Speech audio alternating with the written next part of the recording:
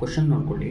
Find the value of K such that the following distribution represents A finite probability distribution, hence find it's mean and standard deviation. Also find p of x less than or equal to 1, p of x greater than 1, p of x greater than minus 1 less than or equal to 2. ಇದು ಯಾವ ಥರ ಓದಬೇಕಂದ್ರೆ P X greater than -1 and less than or equal to 2. ಅರ್ಥ ಆಗ್ತಿದೆಯಾ? ಇಲ್ಲಿ ನಾವು ಕೈಕೊಳ್ಳಿ. ಈ ಥರ question ಕೇಳಿದ್ರೆ ಇಂಪಾರ್ಟೆಂಟ್ ಕ್ವಶನ್ ಇದು. ಯಾವ ಥರ ಮಾಡಬೇಕು ನೋಡ್ಕೊಳ್ಳಿ. ನೋಡಿ, ವ್ಯಾಲ್ಯೂ ಆಫ್ ಕೆನ ಫೈಂಡ್ ಮಾಡಬೇಕು. ಈಗ this distribution represent finite probability distribution ಇದ್ದರೆ ಅಥವಾ ಡಿಸ್ಕ್ರೀಟ್ ಪ್ರಾಬಿಲಿಟಿ ಡಿಸ್ಟ್ರಿಬ್ಯೂಷನ್ ಇದ್ದರೆ ಅಂತ ಕೇಳ್ತಾರೆ. First, for finite probability distribution ಅಂತ ಬರೆದು we must have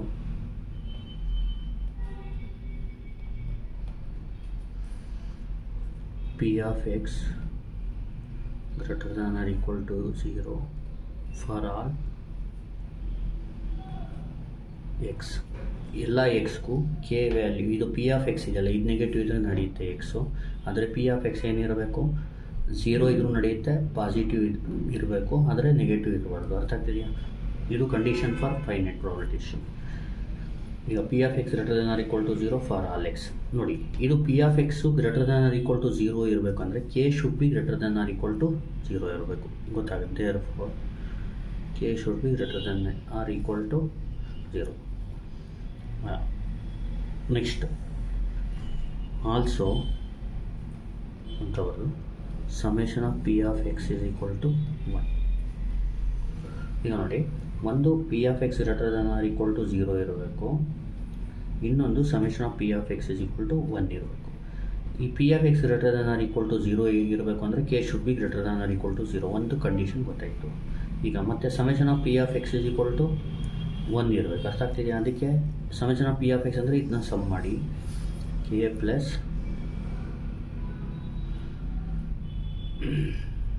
2k plus 3k plus 4k plus 3k plus 2k plus k is equal to 1. ಈಗ ನೋಡಿ, k 2k 3k ಇದನ್ನ ಆ್ಯಡ್ ಮಾಡಿದ್ರೆ ಎಷ್ಟು ಬರುತ್ತೆ?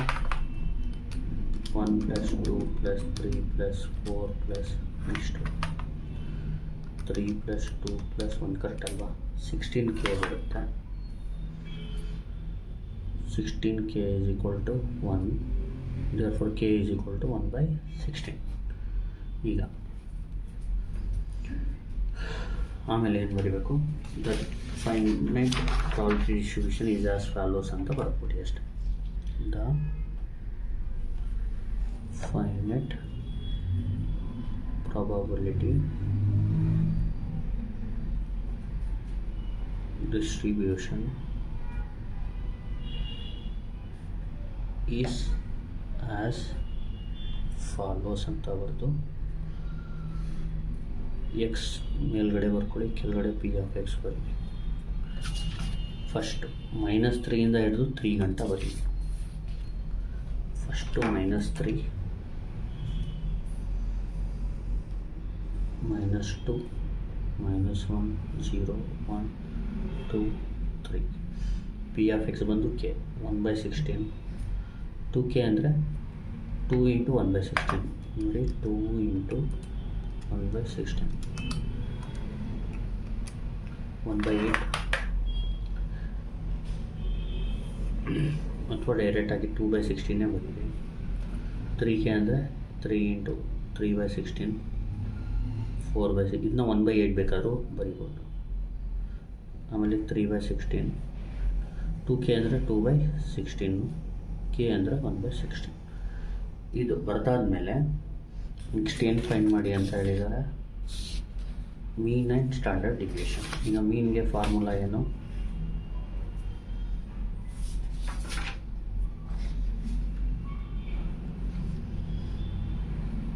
ಇದು ಮೀನ್ ಅಂದರೆ ಏನು, mu. Summation of X into P of X. ಗೊತ್ತಾಯ್ತಲ್ಲ. ಇದನ್ನ ನೋಡಿ ಹೆಂಗೆ ಮಾಡೋದಂದರೆ, ಮೋಡು 3 ಸ್ಟಾರ್ಟು, ಅದರಲ್ಲಿ 2 ಸೆಲೆಕ್ಟ್ ಮಾಡಿ, ಈ ಎಕ್ಸ್ ವ್ಯಾಲ್ಯೂ ಹೊಡೀರಿ. -3 ಹಿಡಿದು -3 -2 -1 0 1 2 3 1 2 3 ಸೈಡಿಗೆ ಬಂದು ಕೆಳಗಡೆ ಹೋಗಿ. ಈಗ -3ಗೆ 1/16, -2ಗೆ 2/16, -1ಗೆ 3/16, 0ಗೆ 4/16, 1ಗೆ 3/16, 2ಗೆ 2/16 ಮತ್ತು 3ಗೆ 1/16. AC ಹೊಡೆದು ಶಿಫ್ಟು 1 3 ಸಮೇಷನ್, ಅದರಲ್ಲಿ ಸಮೇಷನ್ ಆಫ್ XY ಅಂದರೆ 5 = 0 ಬರುತ್ತೆ. ಮೀನ್ ಬಂದು 0. ಅರ್ಥ ಆಗ್ತಿದೆಯಾ? ಮ್ಯೂ = 0. ಈಗ ಮೀನ್ ಆದಮೇಲೆ ವೇರಿಯನ್ಸ್ಗೆ formula x² p of x - μ². ಈಗ x² p of x ಅಂದರೆ AC ಹೋಗಿದೆ, ಶಿಫ್ಟು 1 3 7 = 2.5 ಅಂದರೆ 5/2 5/2 - 0². 5/2 - 0² ಅಂದರೆ 5/2ನೇ ಬರುತ್ತೆ. ಈಗ ಸ್ಟ್ಯಾಂಡರ್ಡ್ ಡಿವಿಯೇಷನ್ ಅಂದರೆ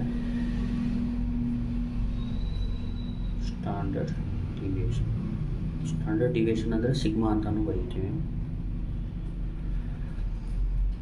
ಹಿಂಗೆ ಇರಲಿ ಸಾಕು. ರೂಟ್ ಆಫ್ ವೇರಿಯನ್ಸ್ ಅಂದರೆ √5/2. ನೋಡಿ, ಇದಾದಮೇಲೆ ಅವ್ರೇನು ಮತ್ತೆ ಕೇಳಿದ್ದಾರೆ ಅಂದರೆ probability of x < ≤ 1. First point.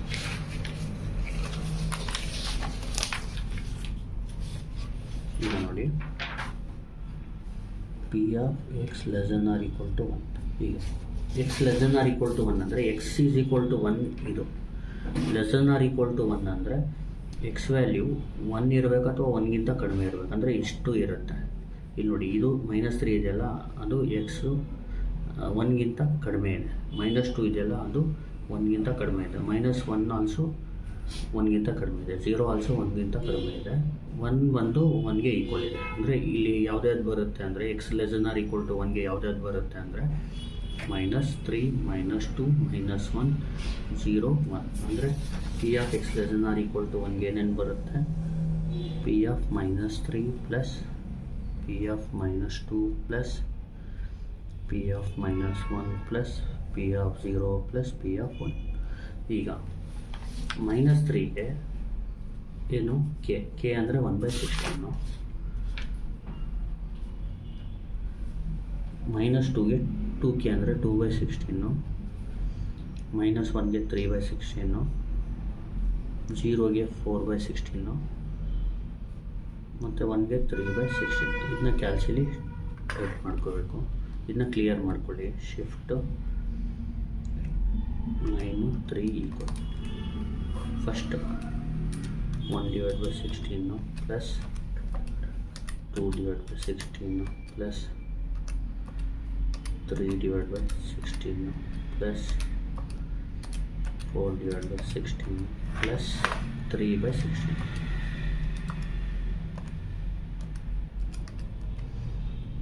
(13/16) p of x < ≤ 1. Next ಬಂತು p of x > 1 ಅಂದರೆ 1ಗಿಂತ ಜಾಸ್ತಿ ಇರಬೇಕು, ಅಂದರೆ 1 ಇರಬಾರ್ದು ಅಂತ. x < 1 ಬಂದು 2 ಮತ್ತು 3 ಆಗುತ್ತೆ. x ವ್ಯಾಲ್ಯೂ < 1 ಯಾವುದಿದೆ ಅಂದರೆ 2 ಮತ್ತು 3 ಮಾತ್ರ. ಇಲ್ಲಿ p of x < 1 ಅಂದರೆ p of 2 plus p of 3 ಅಂತ. ಇಲ್ಲಿ p of 2 ಬಂದು 2k 2/16. p of 3 ಅಂದರೆ ಬರೀ k, ದಟ್ ಈಸ್ 1/16. ಇಲ್ಲಿ 2 by 16 plus 1 by 16. Answer is 3 by 16. Next one though, P of x greater than minus 1 less than or equal to 2. ಈಗ ನೋಡಿ, greater than -1 ಅಂದರೆ X value -1ಗಿಂತ ಜಾಸ್ತಿ, ಇದು less than or equal to 2 ಅಂದರೆ 2 ಗಂಟ, ಅಂದರೆ -1ಗಿಂತ ಜಾಸ್ತಿ 2 ಗಂಟ ಅಂದರೆ ಯಾವುದ್ಯಾವುದು, -1ಗಿಂತ ಜಾಸ್ತಿ ಇರೋದು ಇದು 0 1 2 3, ಆದರೆ 3 ಗಂಟ ಅಂದರೆ ಇಲ್ಲಿ ಗಂಟ 0 1 2 ಅಷ್ಟೇ. ಲೆಸ್ ದೆನ್ ಅಂದರೆ ಲೆಫ್ಟು, ಗ್ರೇಟರ್ ದ್ಯಾನ್ ಅಂದರೆ ರೈಟು, ಬಿಟ್ವೀನ್ ಬಂದರೆ ನೋಡ್ಕೊಂಡು ಮಾಡ್ಕೋಬೇಕಷ್ಟೆ. ಅರ್ಥ ಆಯ್ತಲ್ವಾ? ಈಗ ಗ್ರೇಟರ್ ದ್ಯಾನ್ -1 ಅಂದರೆ -1ಗಿಂತ ಜಾಸ್ತಿ, less than or equal to 2 ಅಂದರೆ 2 ಗಂಟ, 0 1 2 ಎಕ್ಸ್ ವ್ಯಾಲ್ಯೂ ಅಂದರೆ ನೀವೇನು ಫೈಂಡ್ ಮಾಡಬೇಕು, P of 0 plus P of 1 plus P of 2. ಈಗ P of 0ಗೇನು 4k, 4 by 16, 3 by 16, 2 by 16,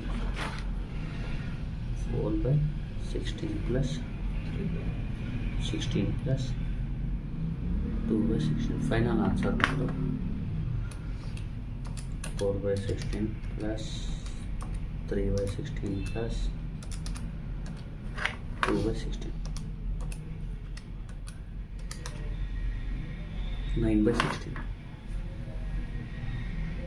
Iಷ್ಟೇ answer. Thank you. Please like, share and subscribe.